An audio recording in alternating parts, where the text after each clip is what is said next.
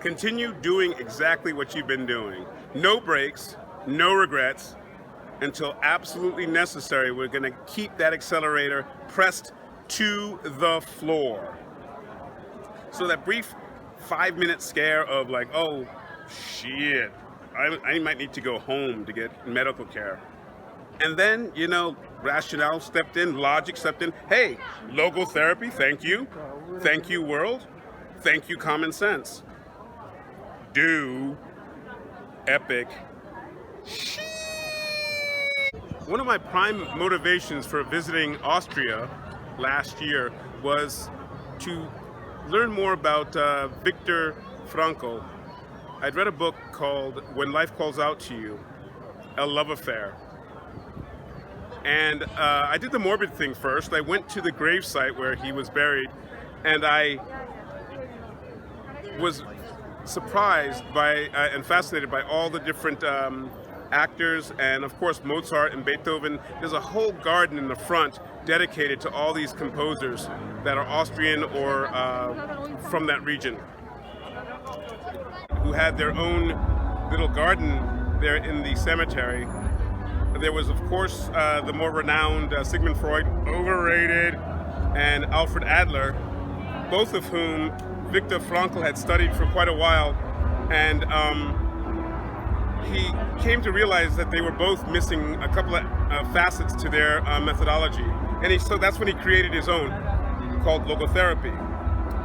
Logotherapy was actually something he created when he was 16 years old, and he did an essay in class. I then went to Viktor Frankl's gravesite, which I actually found his uncle or his cousin first.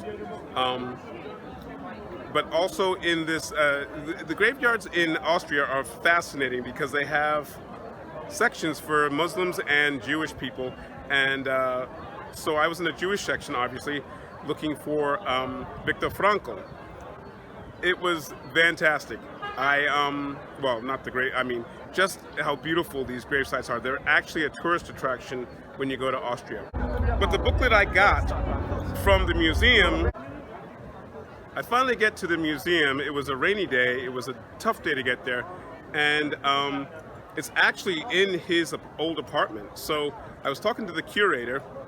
I believe her name was Susan or Gretchen or Bethantina. I don't remember. But I picked up that booklet. Live a Life of Meaning. Logotherapy. A concise overview. And so I was just strumming through that book and randomly opened up to page 20. It's been like my Bible, because I just randomly open up every once in a while and I find gems. I've already read the book 2 or 3 times, but it's very, very dense. And for me, with my small pea brain, I can't always get all the information the first 17 times I read it. So I keep reading it and learning more every time I do. So it's not surprising that I just happened to open up to page 20 where it says healthcare. And this section is called spiritual healthcare, spiritual medical health. Split up into, and it's not surprising that it's right after I kind of put up my post on the prostate cancer scare. And the same day I uploaded the tribute to my mother and Makeda on their 30th anniversary of their passing from cancer. He has it he has this cut up into 3 pillars of spiritual medical health: prevention, patholastics, and spiritual medical care.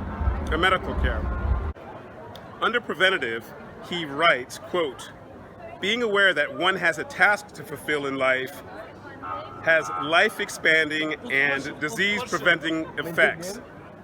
So with this, he says, you're going to ask yourself, for whom am I wanting to live for? For whom do I want to stay healthy? The second pillar is patholastics. And patholastics, he borrows from Nietzsche, which is one of his major pillars of logotherapy, where he says, where Nietzsche says, he who has a why to live can bear almost any how. So if you have a why to live for, you can bear anything, like Viktor Frankl survived the Holocaust.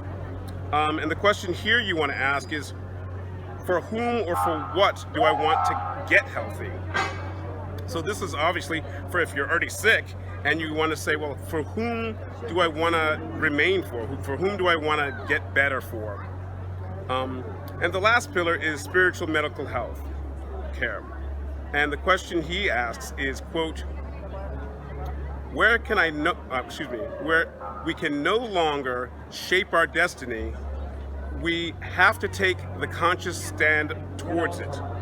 So basically it means the end of the road is coming, and you know that, so you have to come to grips with that. You have to understand that we're not here forever. The last of the Frankl tenets is basically, it says, when we can no longer control our destiny, we must confront its means or its ends. This means basically we're all mortal, we're not here forever, and when our time comes, we must reconcile that there's a meaning or a reason behind the suffering. In understanding that, we can then have more kind of control over our demise, our ending. When I was going through my prostate cancer scare about a month ago, I was lamenting like I hadn't lived the 30 years bucket list life that I've been living since I was 26. That I hadn't done some incredible things that were not even ever on my bucket list, that had become part of my bucket list.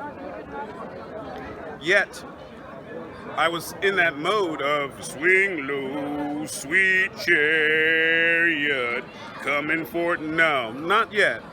And as it turned out, I was way off base. I'm, in good shape. Still, and yet, we all must come to terms eventually with the end, which happens to everyone. We're not here forever. So even before the results actually were properly interpreted and my mind was completely at ease, I came to the conclusion that I was just going to continue living life. I was going to continue doing exactly what I'd been doing these last 30-some years.